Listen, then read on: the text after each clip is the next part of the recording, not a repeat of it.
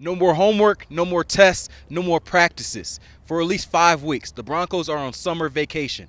Hey, I'm Cameron Wolfe with the Denver Post. Vance Joseph gave the annual summer break message. Stay out of the trouble and decompress from football.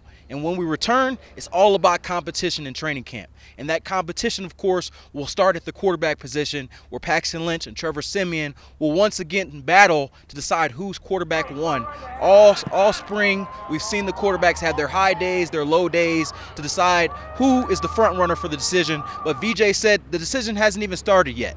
What is going on right now is them learning the system, learning how Mike McCoy wants them to flow into his new scheme, and ultimately when they return, it'll be Siemian versus Paxton Lynch Part 2 to ultimately see who can lead this Broncos team.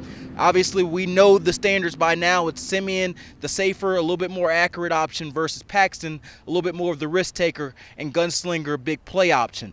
So we'll have 5 more weeks until that heats up. In the meantime, it's all about health for the Broncos. Adam Goss had a minor knee scope today, and he missed minicamp practice. But the good news is that he will return the first week of camp. That's the expectation, and it's on his opposite knee than he had his ACL. It's 3 reserve defensive players that have suffered injuries this offseason, with Shaq Barrett in his hip and Kyle Pecco in his foot being the other injuries. Right now, there's nobody that's really a big threat to miss regular season time, but both will be something to watch as we get into early August, as well as guys like Jamal Charles, Jake Butt, these guys who have been sitting out most of training camp with their respective injuries. So when we return in July, it'll all be about the quarterback decision and how the health of these players is looking.